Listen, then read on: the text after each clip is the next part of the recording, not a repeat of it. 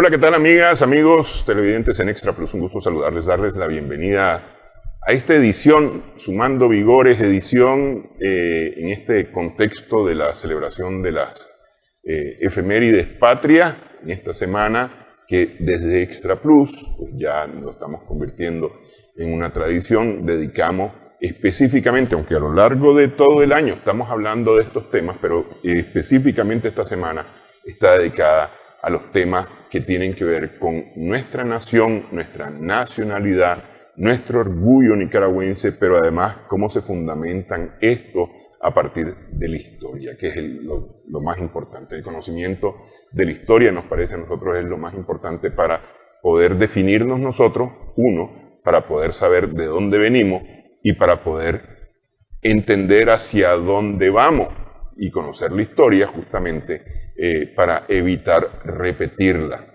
que es parte de lo que nos ocurre o nos ha ocurrido ya varias veces. Está con nosotros la doctora Ligia Madrigal, miembro de la Academia de Geografía e Historia de Nicaragua, investigadora, historiadora, docente, con quien vamos a hablar un poco acerca de esto, del conocimiento de la historia. Porque en su artículo usted lo dice muy bien, se trata de construir la Nicaragua de todo. Así es. A partir de lo que sabemos que hemos hecho.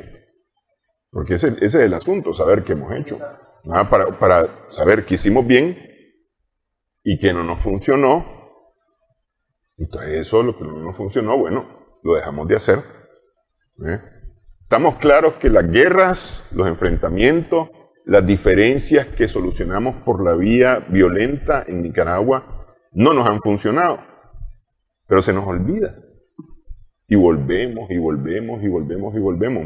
Es decir, lo que nos convoca en esta semana, la guerra nacional, que parte de la guerra civil, que además tiene orígenes postcoloniales es decir, postindependencia, mejor dicho, e incluso un poco antes de la independencia. Pero como que no aprendemos, doctor. Somos duros de cabeza. Efectivamente, pues hay que partir de cómo ha venido evolucionando la historia, ¿verdad? Y cómo se ha convertido en ciencia, porque esto tiene que ver con esa concepción que se tiene sobre la historia, ¿verdad? Pues mucho se ha remarcado en esa historia tradicional, en esa historia del hecho, ¿verdad? Y del hecho llano, sin conexiones con el pasado y sin pensar en el presente. Uh-huh. En esa historia pues situada en un tiempo muy restringido, ¿verdad? O un tiempo no dimensional, no un tiempo que se combine, un tiempo que estamos hablando de dinámica social que es tan compleja, ¿no? El enfoque tradicional pues hablaba de una narración de acontecimientos y fundamentalmente de hechos políticos, de hazañas, ¿verdad? Del destacar el heroísmo, ¿no? Y un poco pues a pesar de los avances de la ciencia, ha sido una tónica que se siguen dando esos enfoques, sí. A pesar pues a pesar de que hemos tenido pues avances dentro de la ciencia histórica, ¿verdad? Y nos ha llegado ese conocimiento y que hemos desarrollado pues estudios en historia. Entonces esas son una de las problemáticas, la concepción de la historia como narración de hechos políticos, ¿verdad? De personajes, de hazañas, del heroísmo, ¿verdad? Pero sin valorar ese aporte realmente al desarrollo social. Sí, ¿no? Y además sin tocar contextos, sin tocar antecedentes, consecuencias. Así es. Porque eso es decir, hoy encendí un fósforo, y eso es histórico que encendí un fósforo. Pero ¿qué pasó para yo llegar a encender un fósforo? ¿Por qué yo tuve que encender un fósforo? ¿De dónde salió ese fósforo? ¿Cómo es que, claro. ¿Y qué es lo que ha resultado de que yo haya encendido un fósforo el día de hoy? Claro. Sí. Entonces, La historia ciencia o la historia de ese análisis social más integral que rompe con ese esquema del análisis del acontecimiento, solamente pues el acontecimiento por ser acontecimiento, pues es bastante reciente. Sin embargo, no podemos dejar de reconocer que desde esa segunda mitad del siglo XIX, la historia ha jugado un papel muy importante y nos ha ayudado como países, ¿verdad? Como países en construcción de ese Estado-nación en ese siglo XIX, ¿verdad? Siempre con enfoques pues en ese siglo XIX, un enfoque muy positivista, basado en la fuente, que son muy importantes las fuentes. Sin fuente los historiadores no somos nada, ¿verdad? Pero esa fuente del documento muy limitado, del análisis del documento muy limitado, sin contrastación de fuentes, sin un análisis más integral y ceñido al documento, porque lo dice el documento. Muy importante fue el aporte de los positivistas en esa segunda mitad del siglo XIX, pero hemos avanzado, ¿verdad? Y deberíamos de trabajar con enfoques más integrales, de continuar trabajando con enfoques más integrales, y no solamente porque lo dice el documento, porque, por ejemplo, el Acta de Independencia es un documento muy importante, pero el Acta de Independencia por sí sola no logramos el análisis de la valoración realmente del hecho de la independencia. Entonces decimos, no significó nada, pues si ahí está, se pusieron de acuerdo y llegaron pues a firmar el acta, ¿verdad? Es un análisis muy reducido, limitado pues al hecho del documento. Para comprender la independencia hay que comprender desde finales de ese siglo XVIII todas esas transformaciones que se venían dando. Hay que comprender el contexto internacional, ¿verdad? Para poder valorar eso muy importante que son las causas, ¿verdad? Y las causas analizadas dentro de ese contexto internacional, no solamente lo local, ¿verdad?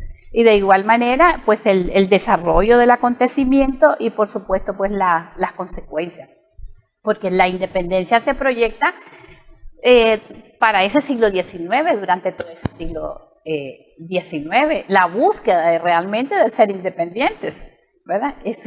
Van a ser luchas de intestinas, contradicciones, ¿verdad? Que sin mayor comprensión se desatan en ese siglo XIX, pero es que a la hora de llegada se llega a un punto que es la construcción de los estados nacionales. Entonces, muy importante el ver esos dos enfoques de una historia muy tradicional y de una nueva historia, ¿verdad? Que abarque la dinámica social de manera mucho más integral. En vez de dedicarme únicamente dentro del análisis político, dentro del hecho político, hay muchos elementos de la dinámica social que valen la pena estudiarlo porque ayudan a la comprensión social. Por ejemplo, todo el análisis de la vida cotidiana, ¿verdad?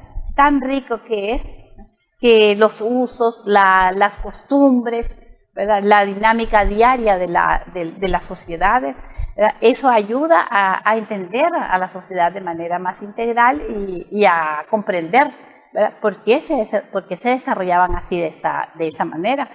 Por ejemplo, para la guerra nacional, se podría decir que hay muy pocas fuentes. Sin embargo, se han escrito libros de la historia de la guerra nacional, ¿verdad? Y la mayoría tienen esos enfoques de historia política, sí. El trabajo de la historia política. Pero si revisamos, por ejemplo, el último libro del doctor Jorge Eduardo Arellano sobre la guerra nacional, él le dedica mucha atención a la parte de la literatura, a poemas, a canciones. Se le ha cantado a la guerra nacional y se ha descrito las condiciones de los soldados, ¿verdad? Las penurias, todo lo que se vive en el periodo dentro del medio ambiente, por ejemplo, la situación de la enfermedad del cólera morbus, ¿verdad? Sí. Cómo afectó y contribuyó a la hora de llegada a distintos momentos de la guerra nacional, pues el descenso de los soldados, por ejemplo. Y esos análisis muy poco muy poco se le ha puesto atención, porque se le pone atención al hecho político o al individuo. Ahora, lo que pasa es que el hecho, es decir, ya tiempo después, cuando se convierte en algo histórico, ese hecho está sustentado, digamos, en la documentación oficial, pero igualmente está sustentado, es decir, por lo menos a eso se dedica la historia, ahora a rebuscar también en la documentación no oficial. Ahí teníamos, por ejemplo, los poemas. Están las correspondencias. Sí. Los partes de guerra. Los partes de guerra, es decir, etcétera. Hay una cantidad de información alrededor de la información oficial. Es decir, sí, se produjo tal acontecimiento, ¿no? Yo creo que dentro de unos años, cuando se estudie la década o más bien el inicio del siglo XXI, los referentes para los historiadores muchas veces van a ser todo lo que esté en las redes. Y no sé qué tanto un baile de TikTok va a servir para poder clasificar lo que hemos hecho y lo que no hemos hecho en esta época. Sí, esa debe ser una preocupación dentro del quehacer histórico. Sí. Porque nos preocupamos por las fuentes del pasado y no muy bien nos hemos preocupado, ¿verdad? Porque la misma situación ambiental de nuestros países, el clima tropical, las mismas guerras, la falta de conciencia de que la documentación es pública y por lo tanto no hay orden en el control de los archivos, pues ha hecho que no contemos, ¿verdad?, con una información vasta y organizada, bien organizada y con condiciones de preservación. Justamente en el contexto de la guerra nacional se quema un archivo. Claro. Un archivo de la nación, digamos. Así es. Sí. Entonces, se pierde documentación, ¿verdad?, enorme. Y fuentes, pues fuentes en términos generales, no solamente el documento escrito, porque toda la fuente es lo que nos brinda información, ¿verdad?, en este caso del pasado. Y entonces toda esa documentación pues nos ha ayudado a construir esa historia a pesar de esas limitaciones. Pero actualmente es necesario modernizar la ley, contar con una ley del archivo, ¿verdad?, del Archivo General de la Nación, ¿verdad? Porque se cuenta con una ley, pero es una ley obsoleta, que no está realmente acorde con la dinámica que vivimos actualmente en relación a las fuentes de información. Claro, ¿verdad? Tenemos fuentes de información, digamos, física, que hay que preservar, es decir, ahí están todos los documentos, digamos, están los videos, están los audios, ahora, ¿no? Lo que existe en el ciberespacio acerca de lo que estamos haciendo o dejando de hacer en este momento, me parece, y eso, claro, hay que meterlo todo eso en un paquete de una ley que contemple la preservación de esta información. Existe una ley que es la ley de acceso a la información pública, ¿verdad? Sí. Que obliga realmente a las oficinas, a todas las oficinas del Estado a contar. Pero imagínese usted, hay información, cuando hablamos de una ley general de archivo, tiene que ver no solamente con información pública, tiene que ver con informaciones de otra índole, ¿verdad? Dentro de la administración, por lo general, en términos desde la perspectiva económica, por lo general solo se piensa en los 10 años y después de los 10 años se elimina, ¿verdad? Sí. Pero la ley conlleva crear una mayor conciencia de que las fuentes son información, es conocimiento de nuestro pasado, y por lo tanto pues hay que modernizar la ley, hay que tomar mayor conciencia, no solamente pues tiene que ser una cosa como bien integral, porque no se trata de modernizar leyes, porque Nicaragua tiene muy buenas leyes. Yo creo que hemos avanzado mucho en modernización de leyes, ¿verdad? Pero a la par hay que ir creando las condiciones necesarias para que la ley funcione. Y cuando digo condiciones me refiero desde infraestructura hasta todo lo que es la parte educativa. Por ejemplo, tenemos una ley contra el ruido, ¿verdad? Sí. Pero somos capaces nosotros de hacerla efectiva. Tienes que hacer la denuncia. ¿Estás preparado para hacer la denuncia? ¿Tienes esa conciencia, ¿verdad? De que vas a contribuir como tal. Igual no sucede pues con los papeles, ¿verdad? Si nadie me vigila y nadie me está regulando y todo, pues los papeles pueden desaparecer. En la computadora puede desaparecer cualquier cosa. No sabemos lo de la tecnología, pues esa es una cosa muy avanzada, ¿verdad? Que yo ya he tenido experiencia de pérdidas de información, ¿verdad?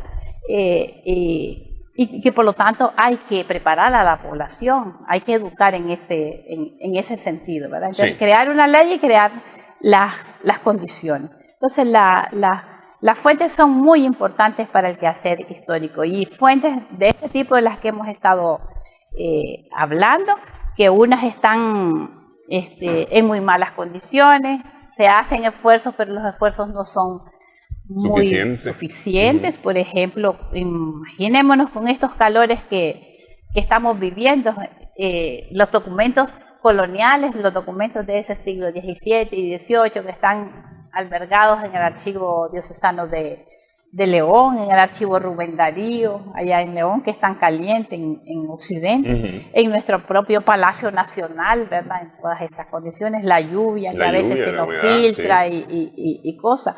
Entonces, y darle atención pues a las otras fuentes, tal como las fuentes orales, ¿verdad?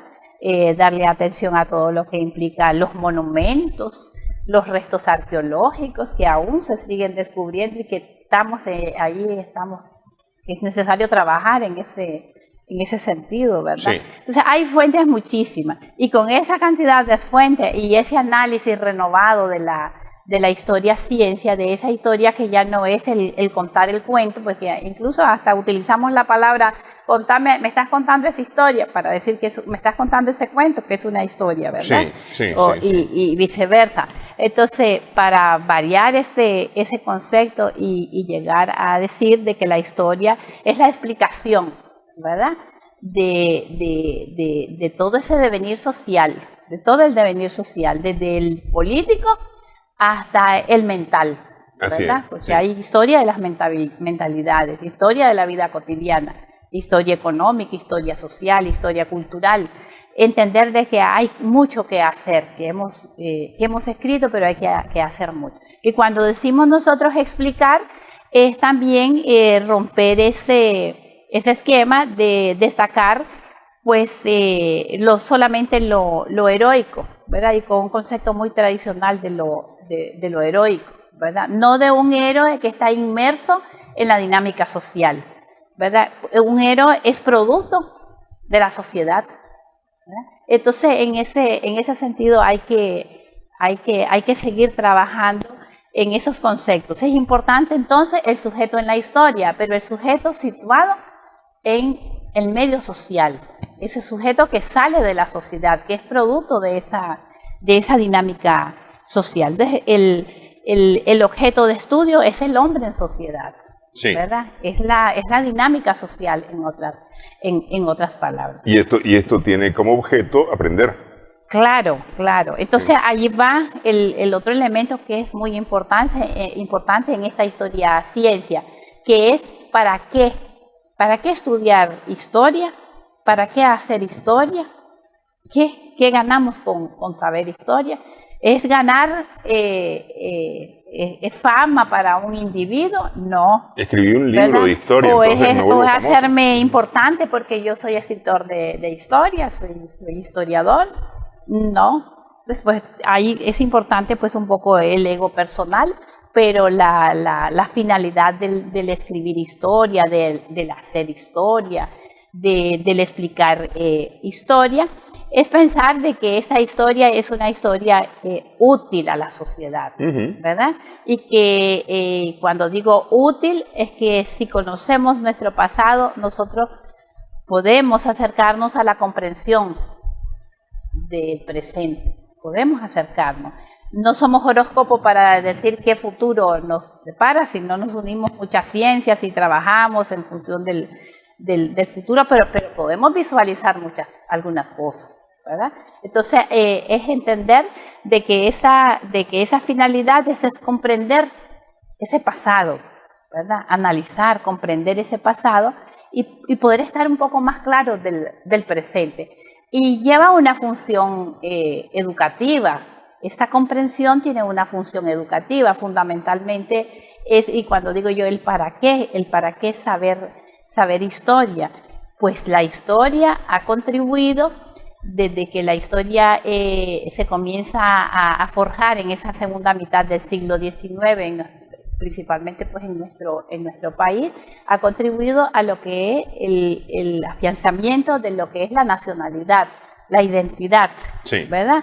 Sin conocimiento del pasado no hay identidad, ¿verdad? Ni siquiera familiar. Si un chico no conoce ni siquiera quién fue su abuelita, su bisabuela y su pasado como tal, no le interesa el presente, poca puede valorar bastante mínimamente a su sociedad presente, a su familia en ese presente. Entonces, es importante señalar ese papel de ayudar a conocer la identidad cultural. Le pongo un ejemplo. Si nosotros estudiamos, podemos decir que la guerra nacional se dio dentro del marco o una de las causas del conflicto, de la penetración filibustera, está dentro del marco de lo que es los intereses extranjeros, ¿verdad? Los intereses geoestratégicos que nuestro país ha tenido. Lo sitúa el chico allí y nadie le contó que desde la antigüedad, ¿verdad? Desde ese periodo que le dicen precolonial, ese periodo antiguo nuestro, la llegada de los primeros pobladores, ¿verdad? Está marcada por la importancia que tiene el territorio, ¿verdad? Aunque sea a través de una leyenda, que sea mito que se ha puesto, sí, ¿verdad? De que los pobladores les dijo el alfaquí que debían de situarse allá en este territorio, ¿verdad? Con 2 conitos, en medio de 2 conitos, con agua, con buena tierra, con tierra fértil. Sí. Desde la antigüedad, mire qué importancia tiene lo geográfico en nuestro país. Y si nos vamos más allá y vemos el periodo del denominado descubrimiento, y entonces encontramos de que hay un conflicto por la búsqueda, es la búsqueda del estrecho dudoso. ¿Y a dónde está el estrecho dudoso? En nuestro país, ¿verdad? Según los planteamientos. Entonces, ¿qué importancia tiene lo geográfico? Pero si nosotros ya nos vamos ahorita a un conflicto limítrofe y hablamos, el muchacho se lo aprende de memoria que es por los intereses geoestratégicos, pero no llega a comprender a dónde está la importancia de esos geoestratégicos. Y se lo puede poner bien en el examen a uno. Claro, por intereses geoestratégicos. Sin entender qué cosa es geográfico, qué cosa es estratégico. Y la importancia de la territorialidad. O sea que no se puede hablar de identidad cultural sin identidad territorial. Y la base está en la identidad territorial, fundamentalmente. Ok, vamos a hacer una primera pausa, doctora. Y nos metemos un poco a las enseñanzas que tenemos hoy de esa guerra nacional. Es decir, que empieza como una guerra civil, nos lleva a la guerra nacional. Hay intereses geoestratégicos por un lado, pero también están los intereses particulares dentro de Nicaragua. Regresamos en breve en esta edición. Estamos sumando vigores en Extra Plus.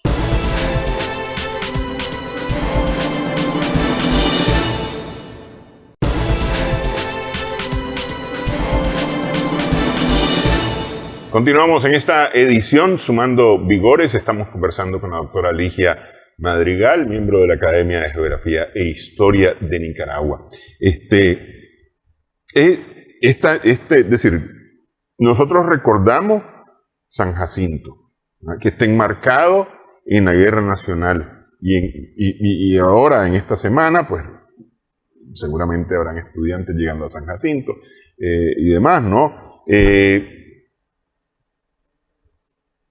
Llegamos a San Jacinto porque hubo un 15 de septiembre en 1821. Es decir, no llegamos a a la guerra civil y luego a la guerra nacional para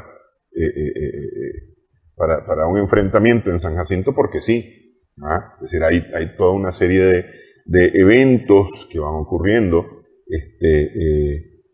a nivel nacional, a nivel regional, a nivel continental, a nivel iberoamericano, que Claro. digamos es nuestra razón principal, pero también a nivel mundial, porque es decir, aquí hay intereses también, como decíamos, geoestratégico, está Estados Unidos, pero también está Inglaterra de por medio, ¿no? A veces se nos olvidan ese tipo de cosas, y de hecho, ¿cómo llegamos a la guerra? Porque es decir, no hay un interés geoestratégico en la guerra civil. En la guerra civil lo que están son los intereses particulares, los intereses económicos, incluso hasta las querellas por qué ciudad es más importante para ser la capital del país, si León en el occidente o Granada en el oriente, hasta ese tipo de cosas, ¿no?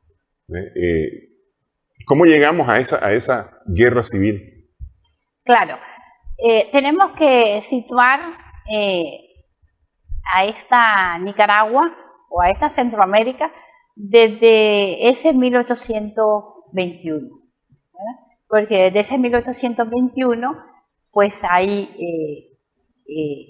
el hecho de que comenzamos a ser estados independientes, ¿verdad? A pesar pues de los esfuerzos de proyectos, de los distintos proyectos que hubiesen, anexión a México, proyecto federal, pues es una búsqueda de algo que no se ha resuelto en 1821, que es realmente la independencia, ¿verdad? Es un comienzo de esa búsqueda, de esa constitución de lo que es un Estado, ¿verdad? Y un Estado realmente independiente como tal. En medio de todo eso, ya las contradicciones pues se fueron fraguando, esas contradicciones que le denominamos nosotros localistas, ¿verdad?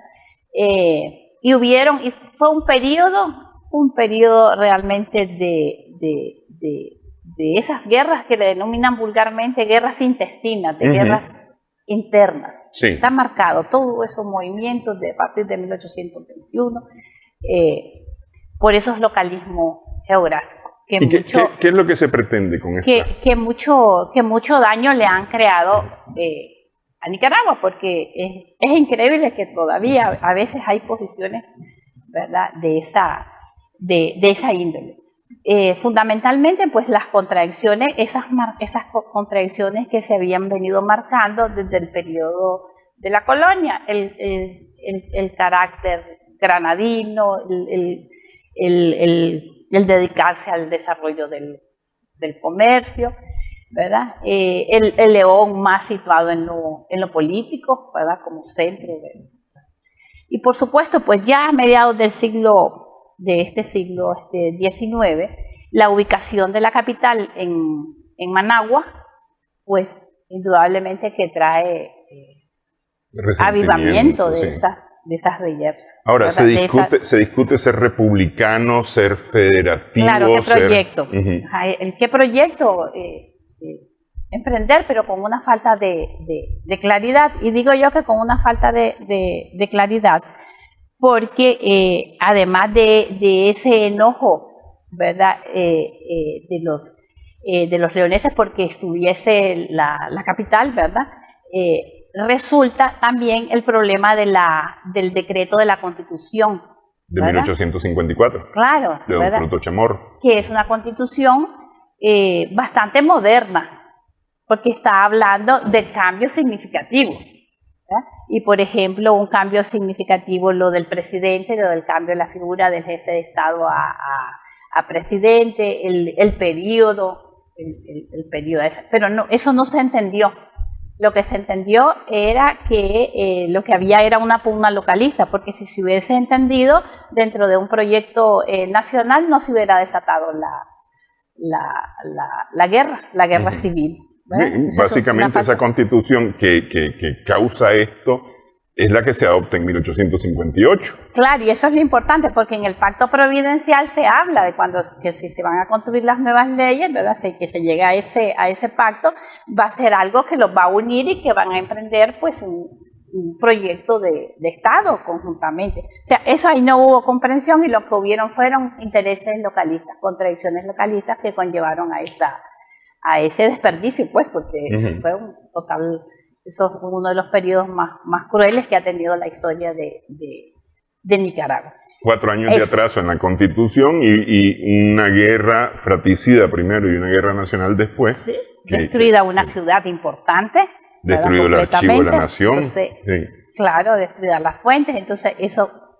Y otra cosa muy importante para poder entender, porque a veces cuando se explica la historia de manera muy facilista, lo que se puede decir es que es la guerra donde vino la invasión y la invasión norteamericana, ¿verdad? Que los gringos llegaron y no se entiende, porque si nosotros no entendemos que los nicaragüenses nos debemos de poner de acuerdo para proyectos, nadie nos va a venir a solucionar proyectos, ¿verdad? De fuera. Sí, así.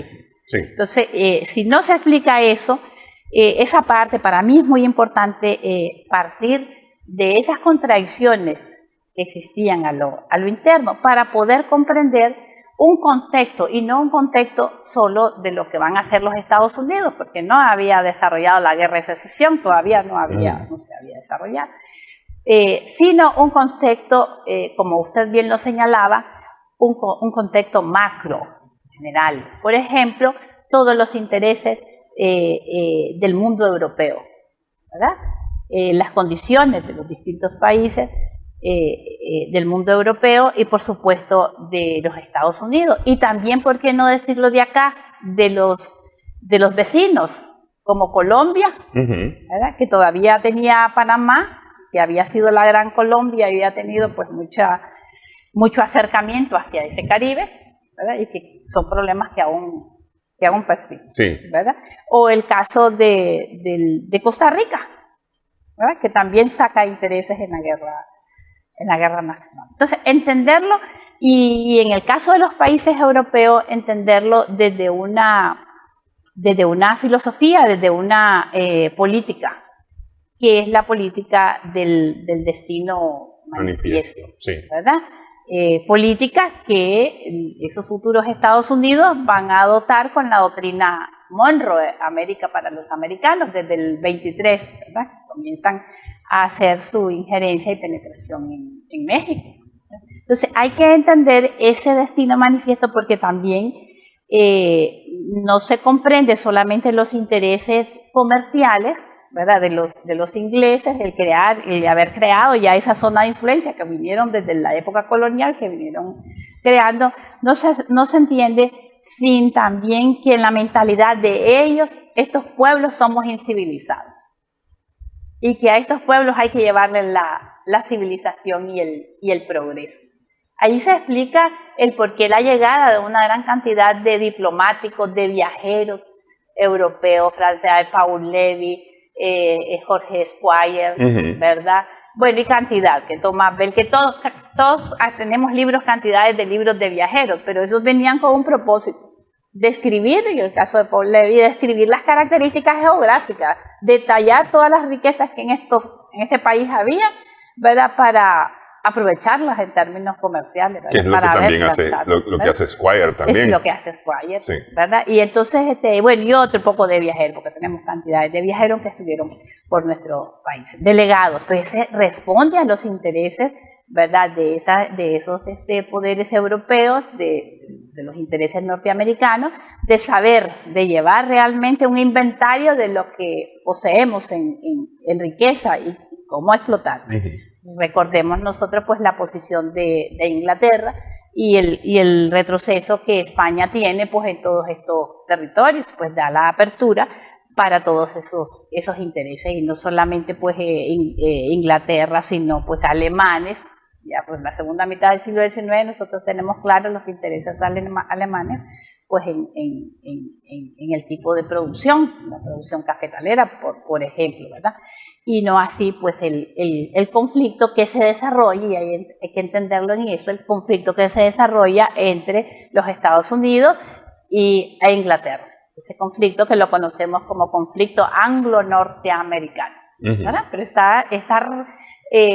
es producto de una política, de esa política del destino manifiesto, que dice que, pues por supuesto, dentro de la política económica, de avanzar, de controlar la dinámica comercial, esas zonas comerciales, pero fundamentalmente de llevar, entre comillas, la civilización y el progreso. Y bajo ese carro nos montamos nosotros, porque el concepto de modernización que vivimos en la segunda mitad del siglo XIX es el concepto de progreso, de desarrollar la producción cafetalera, ¿verdad? La explotación minera y todo eso, pero en función de salir en el progreso, la modernidad, la civilización, modernizar el Estado, la estructura del Estado moderno. Que es lo que va a hacer más tarde, inicios finales del siglo XIX, inicios del siglo XX, Zelaya. Que va a consolidar Zelaya, ¿verdad? Porque durante todos esos 30 años de gobierno conservador eso se dio. Entonces, vemos nosotros de que no estoy diciendo que es bueno o que es malo, pero el proyecto de Estado-Nación se centró en eso. Y en eso tuvieron afectaciones, por ejemplo, las poblaciones aborígenes fueron afectados con sus tierras, claro, ¿verdad? Todo, porque bajo eso. Entonces, estudiar la guerra nacional es necesario para poder comprender los afanes y los intereses acá, la filosofía, el pensamiento, esa doctrina del destino manifiesto. Hay que entender ese contexto internacional para poder valorarlo.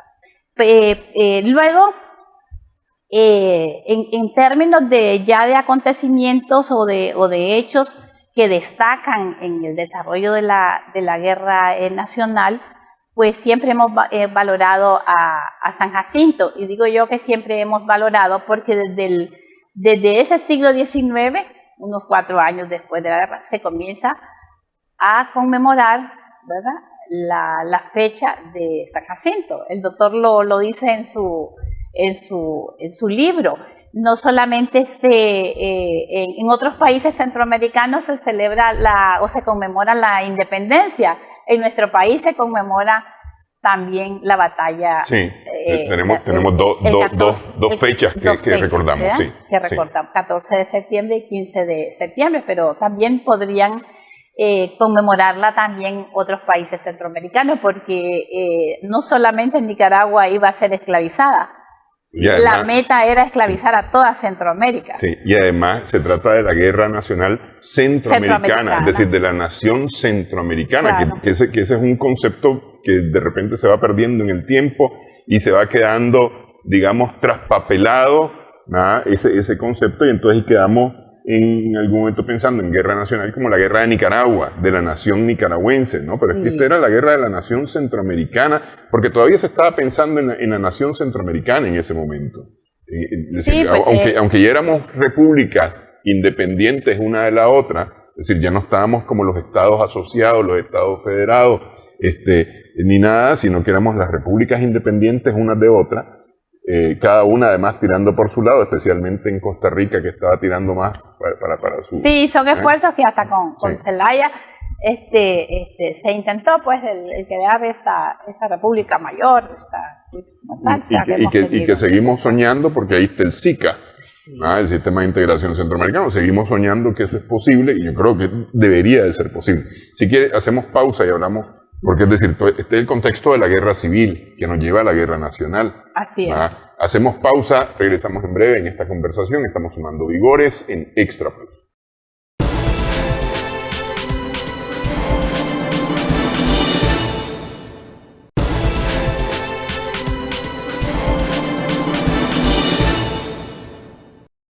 Continuamos en esta edición sumando vigores en Extra Plus. El no poder, porque así lo he entendido yo, doctora, a lo largo de la historia de este país, el no poder hacer valer yo, mi creencia, mi opinión, mis propuestas ante una segunda parte, o incluso ante una segunda y una tercera parte, me frustra a tal grado que yo necesito que alguien de afuera venga a hacer valer mi opinión. Y entonces, ya varias veces hemos llamado a fuerzas extranjeras en este país, un grupo llama a una fuerza extranjera en este país, especialmente para hacer valer su opinión. Y con Walker, el tiro salió por la culata. Así porque es. al final ni estuvo, es decir, aquel venía con su plan, su proyecto, etcétera, ¿no? Que era un proyecto político, pero también había un proyecto económico, porque es decir... Y social, esclavismo. El social también, ¿ves?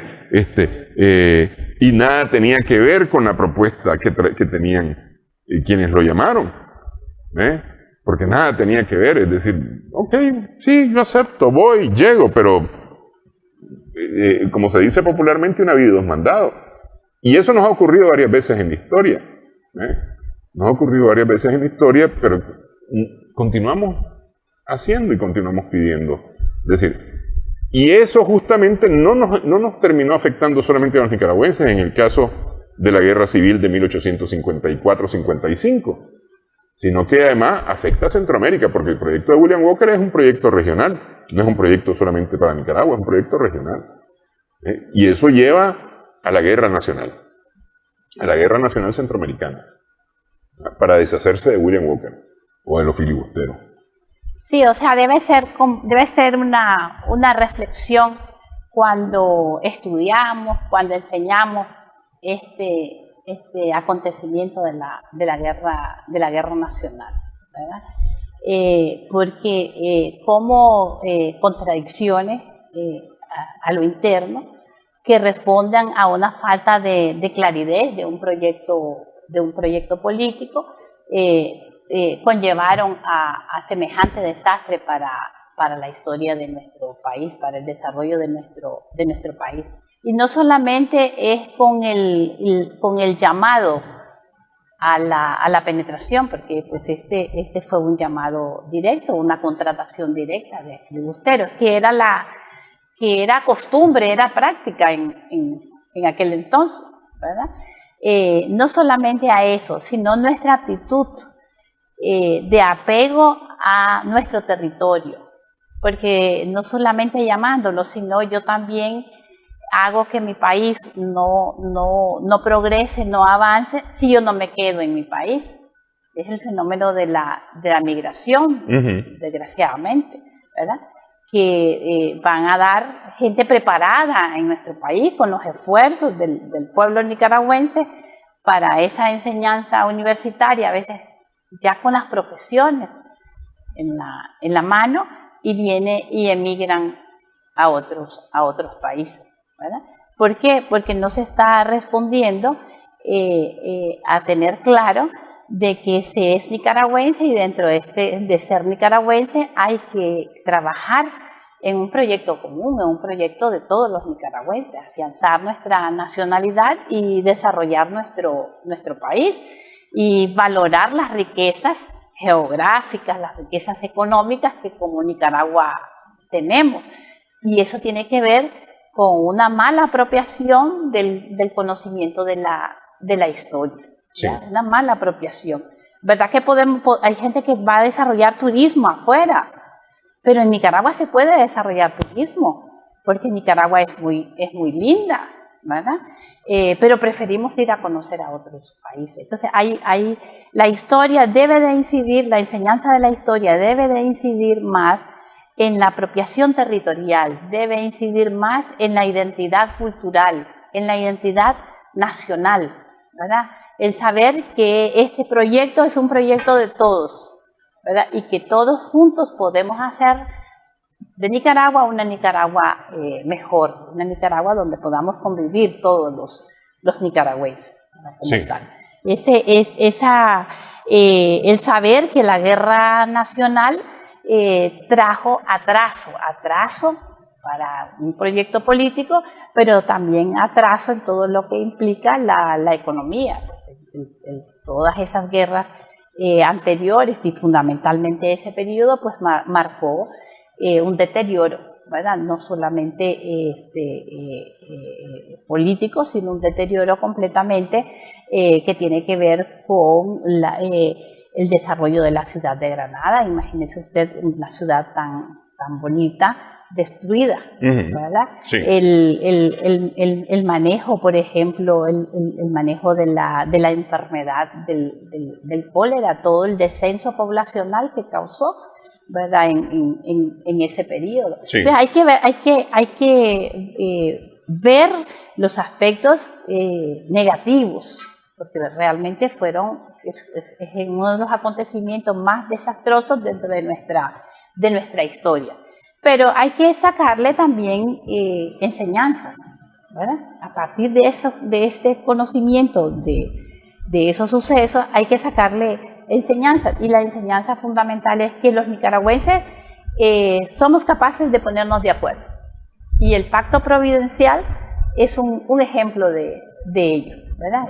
Marca un ejemplo, porque a la hora de llegada no es que no hayan habido contradicciones, alguna contradicción, porque hubieron contradicciones y fundamentalmente con nuestra población indígena, por ejemplo, el movimiento de 1881, sí, que se dio en esa segunda mitad, pero no se viven las guerras intestinas, las guerras civiles que se vivían antes de la guerra nacional, o sea que se entró en una relativa paz, y entonces por lo tanto se entiende de que es necesario llevar a cabo un proyecto, y ese proyecto pues se le denominó proyecto de modernización, ¿verdad? Construcción del Estado-Nación, ¿verdad? Y no debemos de seguir forzándonos en decir que fue solamente un liberal José Santos Zelaya, sino que fueron los grupos políticos que se pusieron de acuerdo para emprender ese proyecto de modernización, de construcción de ese Estado, de ese Estado-Nación. Es todo un proceso. Claro. Además es todo un proceso que involucra... Claro, porque se inició ese proceso de separación Iglesia-Estado de manera paulatina, y Zelaya pues ya viene a radicalizar esa separación. A oficializarlo. A oficializarla, sí, ¿verdad? Esa separación.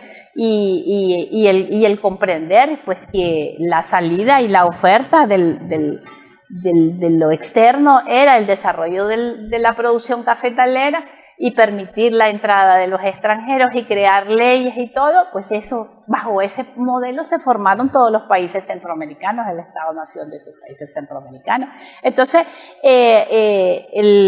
ese hecho nos hace como reaccionar, porque yo le decía, pocos años después de la Guerra Nacional ya se comienza a conmemorar, se comienza a celebrar, porque interesa ver que bajo esos acontecimientos de la independencia y la guerra nacional es necesario construir un Estado-Nación, y el concepto de nacionalidad se comienza a trabajar en el periodo, ¿verdad? Sí. Entonces, y se va a llevar pues allá a términos constitucionales con José Santos Zelaya. Pero va a ser, pero desde los esfuerzos de preservar las fuentes, los historiadores patrios, se comienza a trabajar el tema de la historia patria, la fundación de los archivos, del Archivo General de la Nación, del museo, ¿verdad?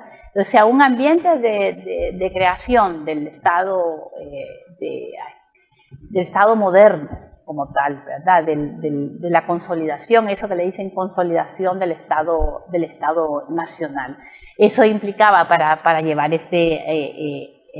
a cabo ese concepto, significaba que los ciudadanos, la población, tenía que tener ese concepto del conocimiento de su pasado, ¿verdad? Y el trabajo de la historia patria es muy significativo, porque si no se trabaja en el conocimiento del pasado, no hay un reconocimiento del presente, ¿verdad? Y el reconocimiento del presente era que todos debían de insertarse en ese carro de la modernidad, en ese proyecto de Estado-Nación. Entonces es significativa la guerra nacional en el tema de la unidad, ¿verdad? Que es posible la unidad. Es importante saber que que unos soldados que antes de esa guerra nacional y en parte de esa guerra nacional eran movidos por intereses de caudillos, ¿verdad? Por intereses localistas, y a veces no sabían ni por qué iban a luchar, gente muy pobre, soldados muy pobres, muy desprotegidos. Pues es importante ver que posteriormente ya hay una búsqueda de una definición, de una estructura estatal, ¿verdad? Más firme, ¿verdad? Que conlleva pues a toda una población en general, ¿verdad? Entonces ese tema de la unidad nacional, del desarrollo de la identidad, del proyecto nacional fundamentalmente, dentro de ese marco de la modernización del país es muy importante. ¿Interesa para el presente? Sí, interesa para el presente. Esas eran las metas en ese siglo XIX de nuestros grupos dirigentes, y en el presente nos interesa porque ese fue un ejemplo para buscar soluciones nacionales. Pero con ese ejemplo teníamos la soga al cuello, prácticamente. Es decir, yo creo que no es necesario que nos pongan la soga al cuello. Entender que sí es posible ponernos de acuerdo. Claro. Que tenemos que anteponer los intereses del país a los intereses particulares de grupos o personas. Es decir, me parece que por ahí va un tanto la lección, porque efectivamente el acuerdo providencial es ponerse de acuerdo. Claro, sí. Entonces, eso es luego el tema, por ejemplo, pues el tema dentro de ese concepto de la historia, pues la valoración del papel de la sociedad. Hay distintas interpretaciones, pero fundamentalmente lo que se va creando allí es el panteón de próceres, por ejemplo, próceres centroamericanos, ¿verdad? Sector de héroes nacionales, ¿verdad? Que sí deben de analizarse dentro de la dinámica social, ¿verdad? La participación social como tal, pero que nos ayuda a poder comprender de que hay personas, ¿verdad?, que han dado su vida, ¿verdad?, que se han entregado y fundamentalmente en las condiciones del soldado de esa época, pues para responder a Nicaragua, y que nosotros ahora estamos en otros tiempos, ¿verdad? Ahora no es necesario irnos así a las armas, ¿verdad? Nuestras armas son desde nuestra profesión, desde nuestros oficios, desde nuestra moral, ¿verdad? Pues a contribuir al desarrollo de Nicaragua, que ellos fueron ejemplos para nosotros, son ejemplos para nosotros, ¿verdad? Para trabajar mejor por una Nicaragua mejor y entender pues que el conocimiento de la historia es una arma para la defensa realmente de nuestro futuro. De nuestro futuro, sí. ¿Cómo no? Quiero agradecerle, doctor, esta platicada. Gracias a usted. Sí. Gracias también a nuestras amigas, amigos televidentes por su sintonía. Continuamos esta semana, todavía hay más para hablar acerca de estas efemérides patrias.